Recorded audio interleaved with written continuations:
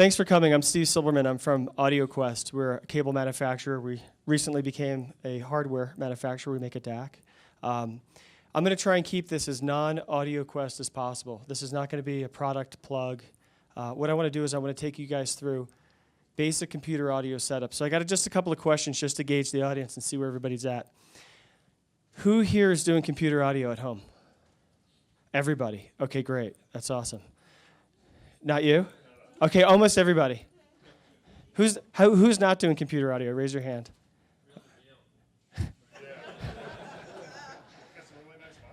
Okay, we have another heckler here, just so everybody knows. That's Chris Conacher, and he's going to ask me how to connect Toslink off my iPhone. I got my eyes on you, buddy.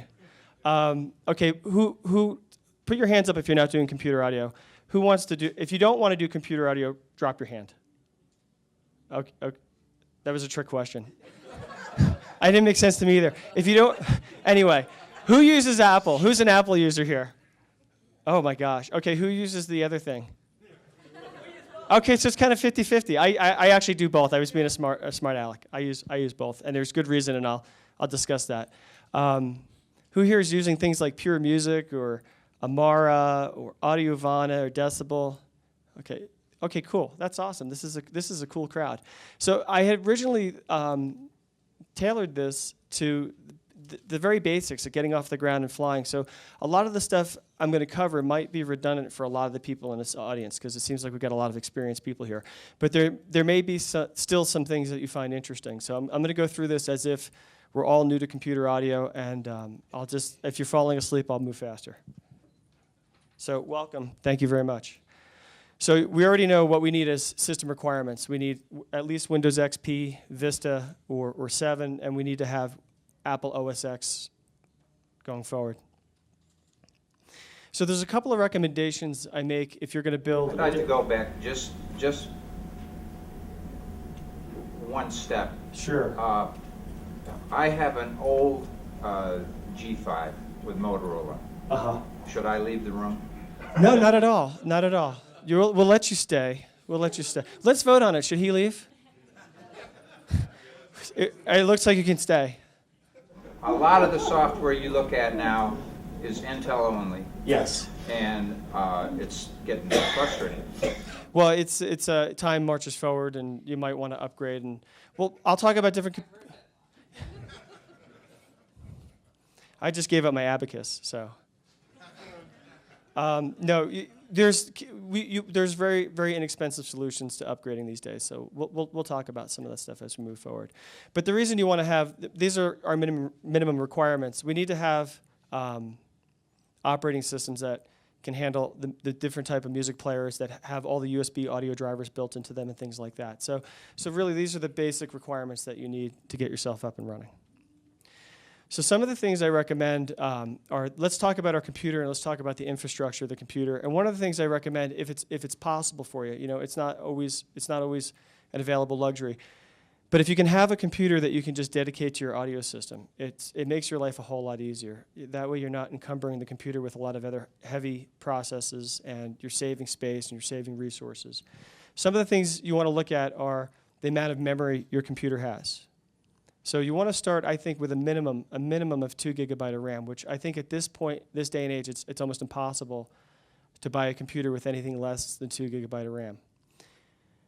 Something that everybody learns early on with computers is the more RAM you have, the better the system will sound. So 2 gig sounds good, 4 gig sounds better, 8 gig sounds phenomenal.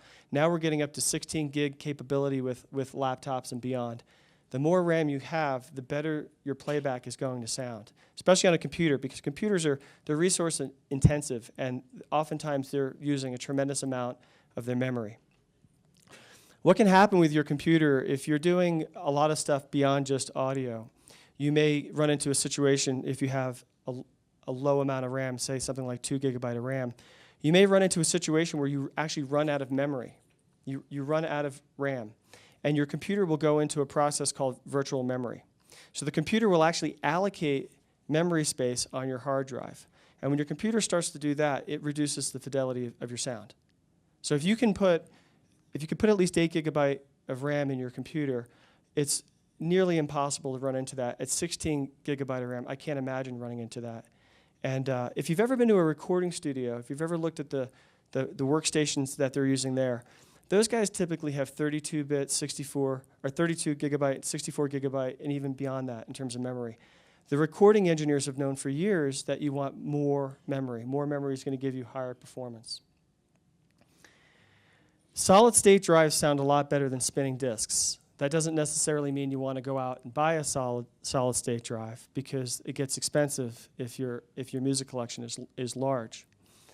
But one of the things I recommend you do is your internal hard drive in your computer should be a solid-state drive.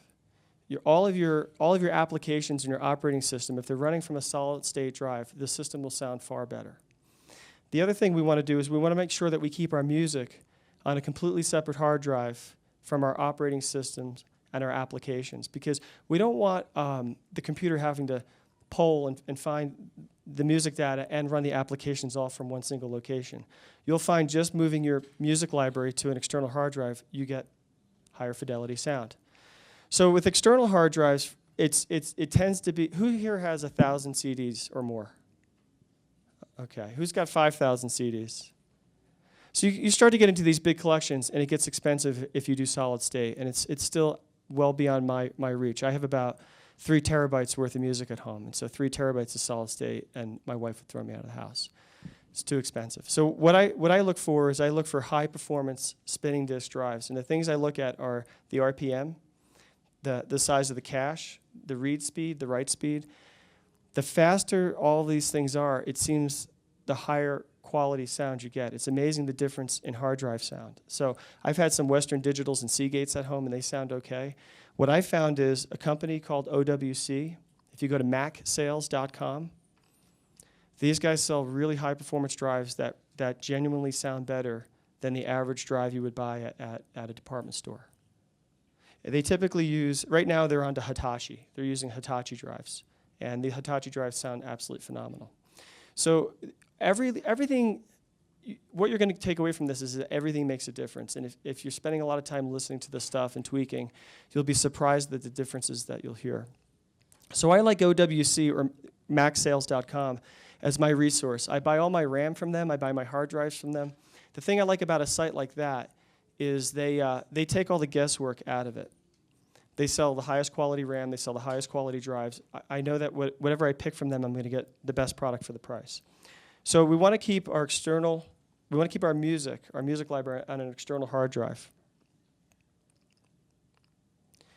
The other thing I recommend is when you format your hard drives. Does everybody know about hard drive formatting?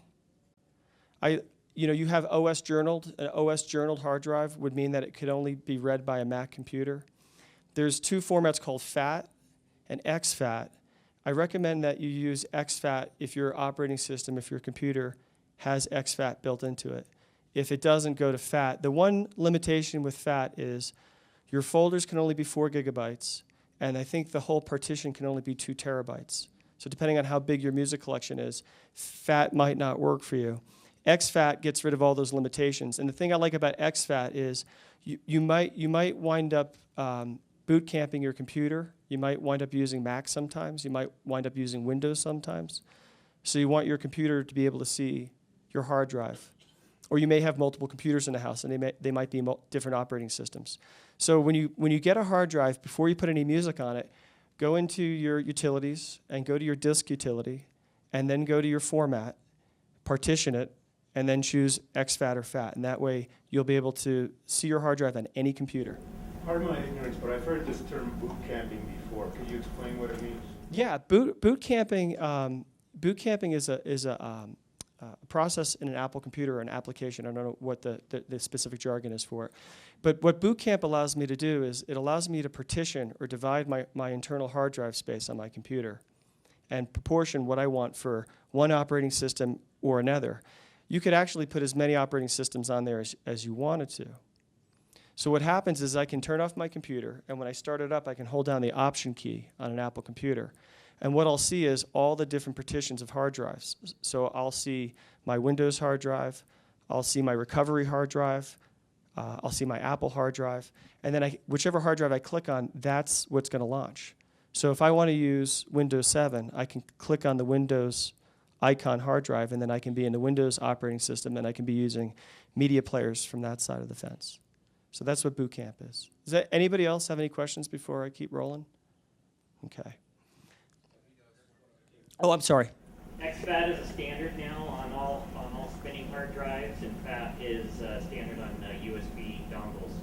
All FAT is only on USB? Dongles, you have to actually choose, refat it yourself and choose FAT, standard FAT to drop it down to the 4 gigabyte limit. Oh, And okay. and there's even a third standard now if you have the large 4 terabyte drives. Yeah. It's actually even a higher XFAT standard than that.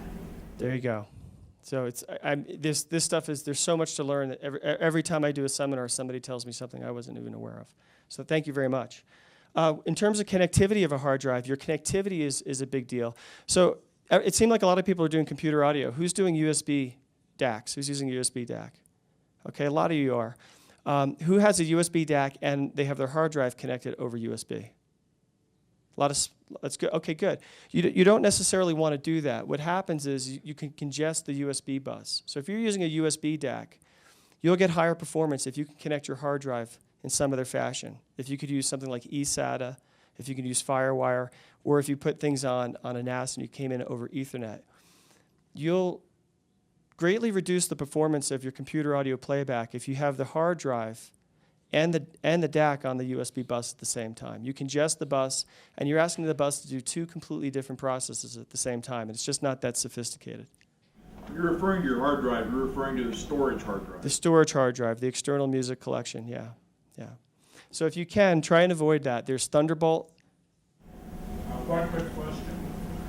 With the using USB for both, would that be alleviated with the new USB 3 standard? With the new USB 3 standard? Would that work better? It will work less worse. Yeah, it will work less worse, but it won't be better. You've got Thunderbolt over here, and you can get a Thunderbolt to USB adapter. That would actually literally put it on a different bus. You'd be on the Thunderbolt bus. You would, even though you're connected by USB, you're on a completely separate bus. In fact, one of the things, this has become a legacy. My computer, I can't pick it up. It has a PCI card slot, and I can actually add a USB bus or a FireWire bus or a Thunderbolt bus. So I could have 2 completely separate buses. It's just you don't want to put your DAC and your external music collection on the exact same bus if you can avoid that. So the DAC is on a USB 2 port, and the external drive is on a Thunderbolt or USB 3 port. Those are different buses. They can be. Well, it's a different bus if it's Thunderbolt, but that doesn't necessarily always mean that the USB 3 and the USB 2 bus aren't tied together. It just depends on the computer's architecture. So it's a trial by fire. And if I use an adapter going from USB to FireWire, that alleviates the problem. Totally separate bus. Totally separate bus. Okay, I'm sorry. What about if we're using multiple internal hard drives? Like in RAID configuration? I don't know. I don't know the answer to that question. I mean, is the internal storage, is it okay if I have the operating system and all of my software on one drive, and then on a separate hard drive, I've got all my storage? I think it would be. I've seen a lot of guys at the show this year who have a lot of computer audio experience that are doing that. So I think that you would be okay. Yeah, it'd be a different bus. I think you'd be okay. So a couple of, who's using, we have more questions? Yeah, how about like an iSCSI protocol? I didn't even know what that is. It's the oldest. I know, I just don't know what it is. I don't. It basically allows the buses to coexist, where if you got FireWire, you don't want to, if you only have one FireWire port, and you use the iSCSI protocol, it could come through the Ethernet. So practically every computer is real fast. I'm going to have to Google that and figure out how it works and get back to you next year. I'm not perfect. I'm not an expert. I'm an enthusiast. Just to interject, as far as internal RAID configuration, if you've got multiple hard drives hooked up, at least inside of a PC, typically those are connected internally using eSATA connection. No, it's SATA. It's SATA. eSATA is external. Excuse me. But that said, it's going to be a separate bus from the USB and the external. Okay, so let me keep moving because we'll run out of time. The Apple users here are using iTunes? Who's using iTunes? Okay. I want to demystify iTunes a little bit. I get a lot of questions. We get a lot of emails sent to us at AudioQuest. People want to know things about iTunes. The first question, the most common question we get from consumers is iTunes bit perfect? And the answer is yes, it can be. It's up to you. So iTunes can actually be a bit perfect music player. That doesn't mean it sounds perfect, but it can be bit perfect. One of the downsides to iTunes is it doesn't support FLAC. Are there a lot of people here using FLAC? A lot of people using FLAC. So you have to get converters if you want to convert from FLAC to Apple lossless or AIFF. The most frustrating thing with iTunes is it doesn't detect the sample rate of your file and then change the output to match that. But there are some solutions to that. So I mentioned some music players: Amara, Pure Music, Audiovana, Decibel. All of these, but Decibel. These are music players that you can add on to iTunes.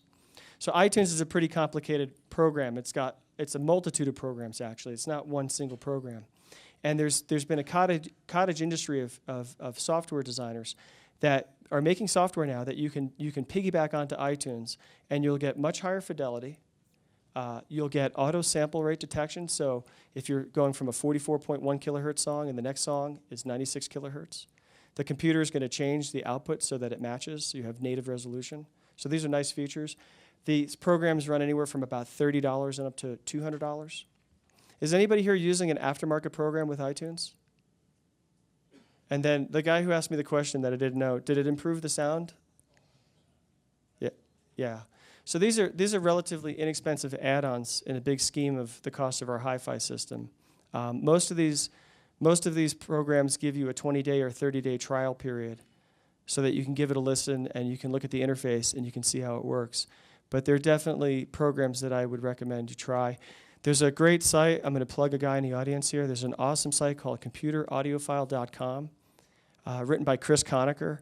And Chris has a lot of good information on these different music players, and there's a good thread support group. If you're trying one of these programs and you get lost, if Chris doesn't respond in 3 minutes, one of his disciples will. So, really good site. If you're a Windows user, I would recommend that you might not want to use iTunes. You don't have to delete it completely from your Windows side of your computer, but it's really hard to get high performance sound out of iTunes in a Windows environment. I haven't seen any programs that you can add on to iTunes to enhance or improve the sound. Plug-in called JPlay. Does JPlay work with JRiver or does it work with iTunes? Okay, well now something, so got to try that now. Stable in iTunes. Okay, not stable with iTunes. But it does use kernel streaming and Wasabi within iTunes on a PC. Oh, that's very good to know. So that's something for everybody to give a try if you're on the Windows side. What I've been recommending, and I've seen on a lot of the sites like Chris's site and AudioStream and other sites, if you're in a Windows world, I would recommend you try JRiver and replace that as your music player for Windows. And it gives you a lot of cool features. You're going to have bit perfect sound. It'll play any format file that you have. I think there's 30 file formats that it can recognize. It's absolutely spectacular. You can copy your DVDs if you want to use even instead of just being a music player, you want it to be a media player. JRiver can manage your DVD collection for you. It has DLNA capability if you're going to do networking across the house. So it's a very powerful program. It sounds absolutely spectacular. It's very, very reliable, and the company offers a tremendous amount of support. So if you're on a Windows side and you want to try a higher performance music player, it's $49 for the complete suite, and it's worth every penny of it.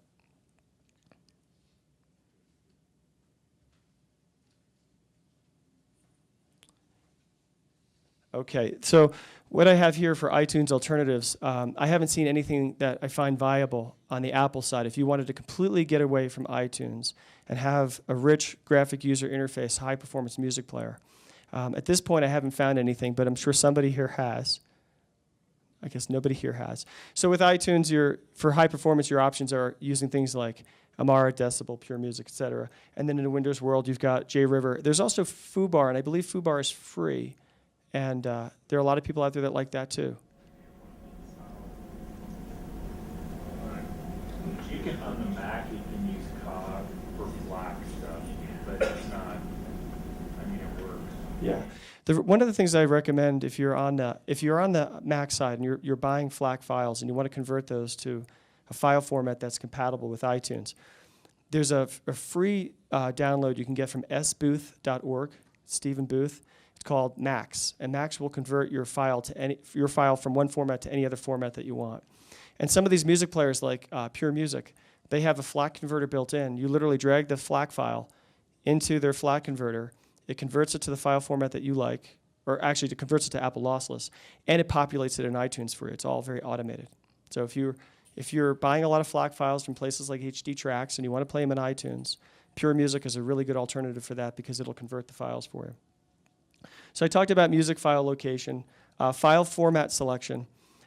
Who here is using, well, I know a lot of people using FLAC. Who's using AIFF? And then who's using Apple Lossless? Okay. And then who's using MP3? No one's going to admit it in this group. Okay, so when copying I'm going to talk a little bit about copying your compact discs. There's a lot of information out there on copying your compact discs so that they're bit perfect, meaning that the file that you create in your computer is 100% identical to the file that was on the CD. So when you go into iTunes and you go into your preferences, when you go to import your CDs, there's a little box you can check that says use error correction. If you have use error correction selected, you will get a bit perfect copy 100% of the time, and it's totally free. So if you're using iTunes, you do not need to go, if you're using Apple, you don't need to go out and buy a third-party ripper to ensure that you're going to have a bit perfect copy. Now, if that box isn't checked, when you import those disks and you create a file and put that into your iTunes library, it's unlikely that your files are going to be bit perfect. When the disk drive gets to an error, when it gets to a point where it can't read, it's going to skip over it. It's going to interpolate the data that it didn't find, and you're going to have a copy that doesn't sound quite as good. So you want to make sure you go into your preferences if you're using iTunes, select error correction, and make sure that you have bit perfect copies. I'm pretty sure, Chris, could you confirm for me JRiver when you copy your disks in JRiver? Yeah. They're bit perfect. Oh, yeah. So make sure that you're getting a bit perfect copy. Is that true of iTunes on Apple and the PCs? It is, yes. Yeah, when you're using iTunes on a PC, in the preferences, the error correction is there as well. Yeah, so you can select it in both locations. And then one of the things I like about iTunes and things like that is remote control capability. Has anybody here downloaded the app from the Apple Store called Remote? Apple has a free application, which is rare for Apple to give away anything. They have an app, if you go to the App Store, called Remote. If you download Remote, Remote will allow you to control your iTunes library from your iPhone or your iPad or an iPod Touch. So if you're using iTunes and you're not aware of that, it's a really nice feature. JRiver has a couple of different things you can do. There's a third-party app not written by JRiver called JRemote that you could buy, and JRemote will allow you to control your JRiver music collection. JRiver has a free remote control built in called WebGizmo, which lets you control your JRiver collection from your iPhone or your Android or anything like that. So I like controllability. That's one of the things I think that's really attractive about computer audio is you don't have to fumble through or rummage through your library anymore. You don't have to look for that Jane's Addiction CD that you think fell behind the back of the bed a couple years ago. A couple things that I find improve the performance of your computer audio system greatly. Line conditioning. I found that moving all my computer peripherals onto a separate line conditioner made a subtle but noticeable difference in the overall playback of my system. And I didn't use an expensive one either. I got probably a $100 Furman line conditioner just for the computer equipment. So my hard drive, my computer, any of those peripherals, they're all plugged into a separate line conditioner.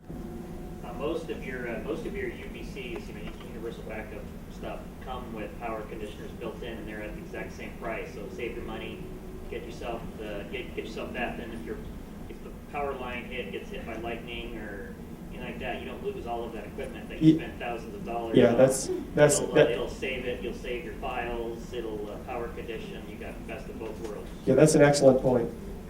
Just to amplify what he said, I use an APC UPS, so it's not only an ups and a line condition, it's got auto voltage regulation too, and for like $300. Yeah, real powerful line conditioning, really protective. So you want to both protect and you want to condition your computer products, because your computer devices are generating a ton of noise. Computers are very noisy, hard drives are very noisy. We want to suppress that noise on the electrical line so that it doesn't get into the stereo system. Mechanical isolation is also, I find, important with hard drives. These are turntables. They just happen to spin at 7,200 RPM. But we found that putting mechanical isolation devices under your hard drive or your NAS or RAID or anything like that will give you a little bit more punch, a little bit more dynamic breath to the system. And those things can be relatively inexpensive. But these hard drives really benefit from isolation. And if we have time, I'll do a couple of demos and we can listen to a hard drive with or without isolation. And this is a shameless plug, but cables make a difference. I'm not going to do that here because I don't want to turn this into an infomercial, but if you guys want to come upstairs, we're in room 9004, and we can play USB cables for you either from an iPod or from a computer, and you can listen for yourself. We also have Ethernet cables, so you can listen to cables and see if they make a difference. They also make a difference from the external hard drive. We make FireWire cables. I think we're the only company I've seen making real high-performance FireWire cables, because we found by accident that the cable from the hard drive to the computer actually made a difference. And again, we can demo that upstairs if you want to come by and see that. There's, I know some of this stuff might not be of the purest approach, but one of the things that's great about computer audio is how much fun it can be. There's all these different ways to listen to music. I'm sure everybody here is familiar with HD Tracks. There's a site in France called Qbuzz, and Qbuzz, you can actually buy 16-bit 44 kilohertz files. So instead of waiting for the CD to come in a couple of days, most of the artists now are selling new releases online in Europe. They're getting away from physical media. I just downloaded, you guys ever heard of Cat Power? They just released a new album. They're a popular band. I just bought Cat Power on another site called Boomcat. So Boomcat is Boomkat. And Boomcat offers a lot of music that you can download. Not really getting into 2496 stuff. Qbuzz, you'll find some of that. And we all know about things like Pandora and Spotify and Mog. Is anybody here using Spotify or Mog? Has anybody heard? Who hasn't heard about Spotify or Mog? Only a few people. You're not going to go to audiophile hell if you use an MP3 player. I checked, and they told me that you won't go to hell. It's okay. But what's fun about things like Mog and Spotify, for $10 a month, you basically have your own radio station, and you can listen to all these new releases. And if you like the music, you can go buy the album. You can get the full resolution. But I find that these are really nice resources, things like Mog and Spotify and Pandora, for finding new music and at a low cost, $10 a month, and also having the ability to listen before I buy. Does anybody here travel for a living? Does anybody have to get on an airplane? One of the things that's nice about Mog and Spotify, as long as you're paying your subscription rate, which is $10 a month, you can temporarily download albums to your handheld device. As soon as you cancel your subscription or it lapses, the songs will erase from your phone. But maybe you want to build a playlist of new albums that just came out before you jump on the plane and fly across the country, and you can listen to them, again, relatively low risk in terms of cost, and see if it's music that you like. There's another site that I really liked, and I don't think I listed on here, and it's called, oh, no, I just lost it. It's called, oh boy, it's all the libraries. They're tied together.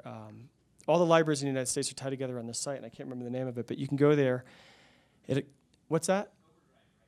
That's not the one I was thinking. Archive.org. If you go to archive.org, it's got an archaic search engine, and so it's sort of like throwing darts into the dark. You type in a musician's name, and you see if the file is up there. So, for example, when just for an easy two-pointer, type in Ryan Adams. You'll find a lot of live concerts that came right from the soundboard at 2496 and 2492. And they're totally free to download, and they're completely 100% legal. Archive.org doesn't put up anything on their site that the artist doesn't want up there. So you're not stealing. A lot of these artists want you to download their concerts because they want you to come to the concert and buy a T-shirt and buy some beer. So there's some pretty cool things out there that you can do if you want to explore, take advantage of your computer and use it to look outside of your home as well and find new music. So that's really the basics that I cover for just getting started with computer audio. If you'd like, I can launch either iTunes in the Apple world, or I can launch JRiver. With an iPhone and an iMac, what is this next step to So you got a nephew with an iPhone and an iMac, and what's the next way to improve? What's his music library like? Is it all MP3s? He uses iTunes. So he's buying his music from iTunes. You know, I mean, we're all the same. We're all cut from the same cloth. Everybody in this room wants to have the highest purity file, but the reality is the world outside of our walled garden doesn't necessarily live that way. Having MP3s doesn't necessarily mean you can't get good sound. There's no reason why using a higher performance DAC with MP3s won't improve the sound of that file as well. You can still make improvements to that. It's never going to be as good as the CD, but there's no reason why that your nephew can't attach things to it and get better sound. The best thing you can do for him is just show him that buying the CD from Amazon is A, cheaper, and B, sounds better. So I can go to Amazon.com and buy the album for $9.99, or I can buy 12 songs for $1.29 a piece. Yeah, eBay is a great source for used CDs. So it's just, or new CDs. It's just, we got to turn our friends on to good sound. That's the best advice I can give you. But I get a lot of MP3 files from time to time from friends, and I still like to listen to them. It's still fun music, It's still fun music. So anybody have any? Oh. Any comments about using Ethernet connection to go off to a player? Ethernet to a player, like a DLNA player? The Squeezebox Touch is what I'm using. But the Squeezebox Touch is what I'm using. And I think all those things are absolutely spectacular. I think network audio is the next big leap for computer audio. I use a lot of USB devices at home, but I have a small house with one stereo system, and I don't have any length limitations. One of the limitations with USB is you can only go up to 5 meters. With network, with Ethernet, I can go up to 1,000 meters. And the other thing I like about it is does anybody here have more than one system in their house? Yeah. That's funny. Yeah, I figured as much. What's nice with network audio, with DLNA, things like Squeezebox or any of those types of products, I can have as many audio devices on the network listening to different songs in different locations all over the house. And I can have my music all stored in one single location, say on something like a network-attached server in one location in the house, and every stereo could hit that. So I think that this network audio is real powerful. I think it's in the early infancy, and that the protocols and the interface are going to continue to get better and better. And I think we'll see ourselves as consumers moving more and more into that direction.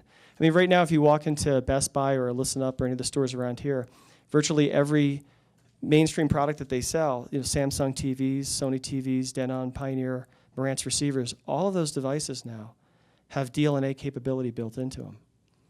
So you have all of our friends who are not quote-unquote audiophiles buying what we consider to be non-audiophile product already have the capability to do network audio and network video. So I'm very bullish on it. I think it's really, really cool. And my wife and I have been playing around with it a lot in our house because I think we've been using J-River specifically because we can rip all of our DVDs and store them there and then watch them whenever we want, wherever we want.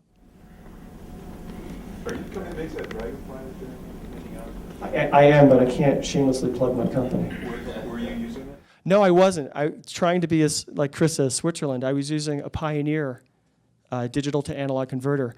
And I'll plug that product because I think it's the coolest product out there. It's $500. It's called the Pioneer N as in Nancy 50. It's $500. It has asynchronous USB. It has DLNA UPnP network capability. I think it's got Toslink and SPDIF and all that stuff on the back as well. It's made for iOS, so I can plug my iPhone or my iPod or my iPad into it. So when we have friends come over for dinner and they've got all this new music on their iPhone, we get to listen to what they're listening to. And it sounds, I thought it sounded pretty good. I mean, I know this isn't an ideal setup, but it didn't sound bad. So it's an absolutely phenomenal product. And there was a gentleman, I think he just left, he asked, or maybe no, I can't remember, but he asked about his nephew. Who was the guy that asked about his nephew? That's a product to recommend to your nephew. It's $500 and it does anything and everything. You can future-proof your nephew. He can do USB right now. He could do DLNA right now. He could connect his Apple TV to it if he's using an Apple TV. So that was the product I used. This is the Dragonfly here, and we have it up in room 9004. But again, I really wanted to try and keep this as non-plugging for AudioQuest as possible and just offer some advice on getting better sound out of your computer.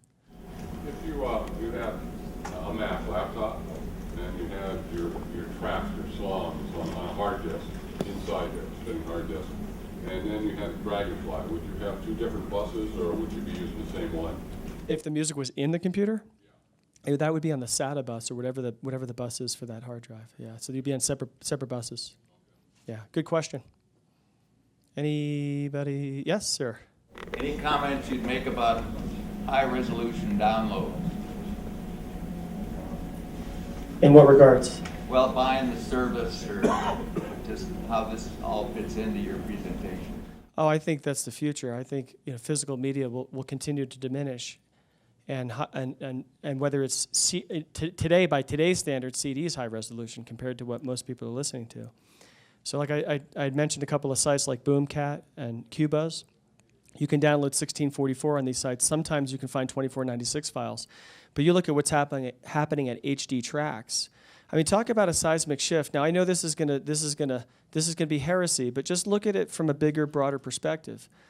Last March or February, I can't remember when it was, HD Tracks released all of Madonna's music at 2496 or 24192, I can't remember. And it might not necessarily be music that anybody in this room wants to listen to, but it's an important sort of waypoint in the history as computer audio continues to progress, because that's what a lot of people outside of this show want to listen to. And if we can get somebody like U2, Madonna, they have Bob Marley now, the Rolling Stones, we start getting real popular music that's available in high resolution. The music that the vast majority of the population wants to listen to. This could be a turning point where people start thinking about the quality of audio again. So I think downloading is really cool, and I think it has I hear all the time at these shows, and there was a seminar last night about the dwindling state of high-end audio and how we can't reach new and young people and people from outside of our community. I think downloading, high-res, things like HD Tracks, selling mainstream music is a huge boon for us to introduce ourselves to a bigger world. So I'm all for it. I think, is there anybody in the room who's not for high-resolution downloads? Good. This is an historical moment. This is the first time in the history of high-end audio where everybody was in agreement. Any more questions? Colin, if you know computer with a player like JRiver versus something like a Sonos straight off the NAS? A Sonos? Or a Squeezebox, or something, a dedicated player running straight off your NAS versus a computer. Squeezebox can sound really, really good. Squeezebox has the capability to do high-resolution audio, but unfortunately Sonos doesn't. So, the Sonos is sort of a one-trick pony in terms of resolution. So has anybody here heard of Squeezebox? Okay, everybody here has heard of Squeezebox. Squeezebox has infinite capabilities, infinite potential, because one of the things that was brilliant about it is they designed it as open source. So it's enthusiasts like ourselves that have computer capabilities that continue to improve the platform. One thing I'll say is buy it quick because it's just discontinued the touch. Yeah, that was one of the biggest disappointments of the year. If you guys don't have a Squeezebox Touch now, buy one before they're gone. Even if you're not going to use it today, it's something that you're going to want in the future. Squeezebox Touch is it's basically a little bit bigger than my iPhone, and it comes with a little pedestal, and it sits here like this. And what it does is it connects on the network, and it finds my music, and it lets me stream my music into it over Wi-Fi or through Ethernet, hardwired. And it has analog out or it has digital out. So I can use it as a control point to move digital files all over the house. And it can play a multitude of audio resolutions and a multitude of file formats. It's a very, very, very flexible. It's one of the most flexible products of its kind. The other thing that you have to applaud Squeezebox for is the reliability of the interface. When you connect it, it works. I've never had it drop out. Chris, have you ever reviewed Squeezebox products? Do you have any comment at this time, sir? I thought you had no comment. A couple more things. Your integration into Blue and Spotify is right there. I mean, it's very, very smooth to go to those places and listen to music through your system with a Squeezebox Touch. Who here has a Squeezebox? Okay, wow, that's awesome. So one of the things I did with mine at home, I don't know if you guys have tried this, and after the seminar I can show you the website where this is. A guy wrote a nice instructional page on Squeezebox. And the way Squeezebox works is you can do all of the resource processing in the device itself, or you can turn everything off on the device, and then you can put the Squeezebox app on your computer, and it shows up in your preferences. And you can have the computer do all of the heavy lifting. And boy, does that sound a whole lot better. So you can move all the features off the Squeezebox, the processing features, and move them over to your computer and get really good sound, and it's totally free. It just takes 25 minutes to do it. What's the link? I don't know off the top of my head, but as I said, after the seminar, I'll open my computer and I'll show you that link. It's really, really cool. Any other questions before we wrap it up? I guess we're good to go. I really appreciate you guys coming. Thank you very much.